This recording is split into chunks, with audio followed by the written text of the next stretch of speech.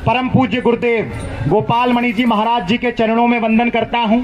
यहाँ पर शंकराचार्य जी के जो प्रतिनिधि के तौर पर स्वामी त्रिभुवन दास जी बैठे हैं, उनको भी नमन करता हूं। और जो हमारे डॉक्टर तरुण कोठारी जी हैं समेत यहाँ पर हमारे साहिल गोयल जी हैं और जितने भी यहाँ पर हमारे साथी कार्यकर्ता बंधु हैं, सभी को प्रणाम करता हूं और अभिनंदन करता हूं। साथियों, ज्यादा समय लेकर यहाँ पर कुछ मिलने तो वाला नहीं है, क्योंकि ये बात तय है कि सभी लोग सभी माध्यमों में हम सबकी बात जानते हैं कि हर तरह का व्यक्ति जो यहाँ पहुंचा है कि वो कोई क्रांति करना चाहता है अपने जीवन में। देखिए, हमने गौ की जितनी भी शरण हमने गौ माता के लिए हमने देखा, गाय एकमात्र ऐसी देवी है और अपने आप में एकमात्र ऐसी भगवती है जो क्रांति की देवी भी है और शांति की देवी भी है। अकेले ऐसी तत्व है इस देश के अंदर पे जिसके आधार पे इस देश में क्रांतियों का सृजन हुआ किया है।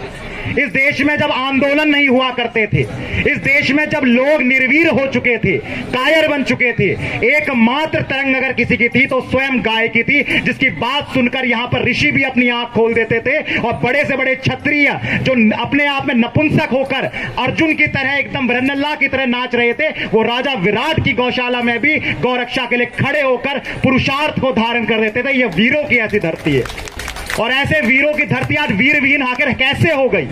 प्रश्न इस बात का है, राजीव भाई दीक्षित जी ने जिस देश के अंदर बलिदान देकर दिखा हो, इस देश के अंदर पे जहां की संत परंपराओं ने यह सिखाया हो कि राष्ट्र के अंदर पे सत्ता अगर व्यवस्था कहीं पर भी क्रूर हो जाती हो, सत्ताएं व्यवस्थाएं जहां पर भी धृतराष्ट्र बन जाती हो, तो ऐसे धृतराष्ट्रों के आगे आंख में पट्टी बांध के गांधारी नहीं बना करते। इस देश की परिपाटी में यह बात हमें समझनी पड़ेगी कि अगर हम किसी नेता को पसंद करते हैं, किसी राजनेता को पसंद करते हैं, किसी पार्टी किसी दल को पसंद करते हैं, यह आपकी व्यक्तिगत पसंद है, इसमें किसी को आपत्ति नहीं होनी चाहिए। प्रश्न इस बात का है, यह देश धर्म वेद पुराण उपनिषदों को मानने वाला देश है और उपनिषद में नचिकेता का प्रसंग सीधे तौर हमारे समाज को एक प्रेरणा देता है कि अगर पिता भी गलत राह पर चले जाए तो पिता का भी विरोध कर देना चाहिए। लेकिन इस देश के लोगों को हो क्या गया है, अगर आपके प्रिय नेता, आपके अपने लोग अगर इन कामों को भूल गए तो उनको काम को तो याद दिलाइए। अगर वो कार्य कुछ गलत कर रहे हैं, आपका बेटा अगर गलत कार्य करता है, थप्पड़ मारते हैं उसके मुंह में। आपके पिताजी कुछ बात घर में बोलते हैं, आप रोकते हैं, उनको टोकते हैं, पिताजी आप गलत कर रहे हो।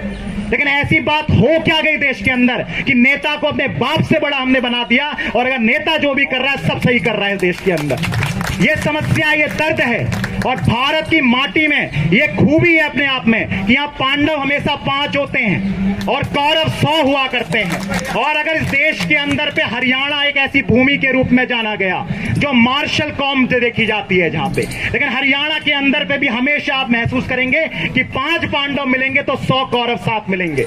तो हमें समझना है अपने आप में, हरियाणा के अंदर पे हमारे आदर्श कौन हो सकते हैं? वो 5 पांडव की परंपरा पे चलने वाले लोग होंगे। वो लोग वो होंगे जो धर्म और राष्ट्र की बात करते होंगे। वो लोग होंगे जो सत्य को सत्यता के साथ कहने की बात और जज्बा रखते होंगे। वो लोग ये नहीं होंगे जो गांधारी की तरह पट्टी आंखों में बांधे और जो हो रहा है अच्छा हो रहा है, जो होगा अच्छा होगा, इसी बात का गुणगान करके चले। मेरा आप सबसे यही निवेदन है साथियों, और आने वाली गोपाष्टमी को देखिए, इस देश के अंदर पे बहुत बड़े आंदोलन की रचना होने जा रही है।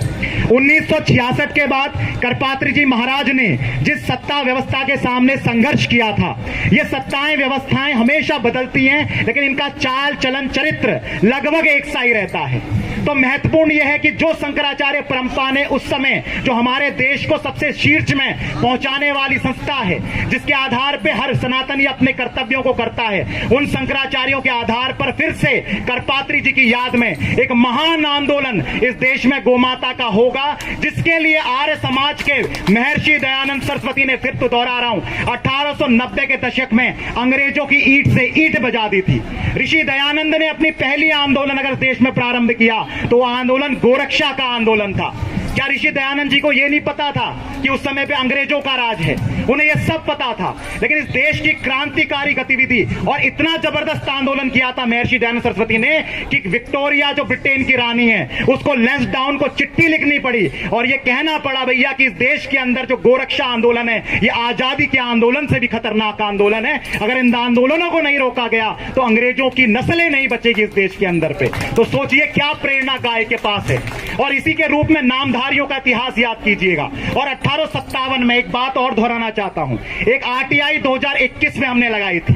14 जून को आरटीआई निकलकर सामने आई और इस देश को हमने बताया इस सीधे गौ माता की कृपा से कि को लगाई गई, उसमें गऊ की हत्या करके उसके रक्त का प्रयोग करके उसको वीरो सेल के साथ कल्चर करके हर सनातनी के अंग में डाल दिया गया, उसकी शिराओं में डाल दिया गया। आपका स्वास्थ्य नष्ट नहीं हुआ, आपका धर्म भी भ्रष्ट इस देश की सरकारों ने कर दिया। आपको पता है 1857 में क्या हुआ था?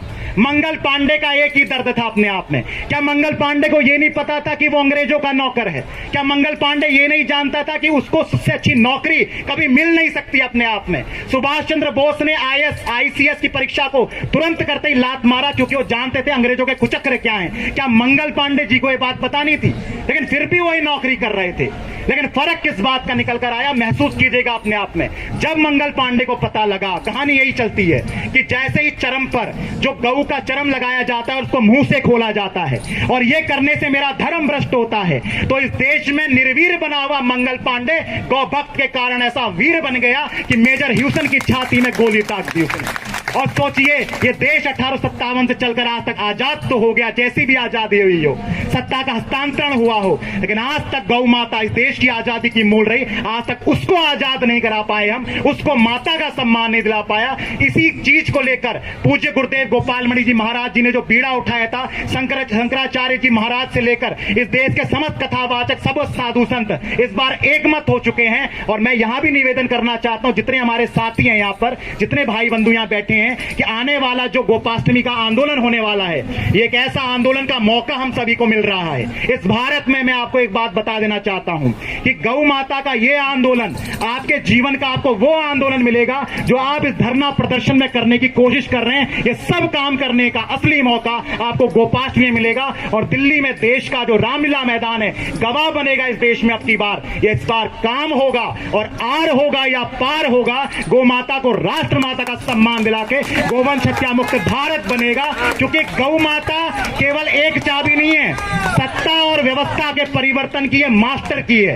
अगर आपको खेत बचाने हैं तो गाय बचानी पड़ेगी, अगर किसान बचाने हैं बैल बचाने पड़ेंगे। जब से बैल रोए हैं तब से किसान रो रहा है इस देश का। आपने बैलों को रुलाया है तो आपको रोना ही पड़ेगा। आपने जीवों की हत्या करके खेती प्रारंभ करी और ये सत्ताओं ने कराई आपसे। आपके हाथ में ट्रैक्टर थमा दिया, आपके हाथ में कीटनाशक थमा दिए और यूरिया DAP में आज तक सब्सिडी दी जा रही है। तो ऐसा श्राप इस देश में लगा और जो RTI निकल कर आई थी उसने ये बताया कि ऐसे ही करके हमारे सनातनियों के रक्त को धर्म भ्रष्ट कर दिया गया।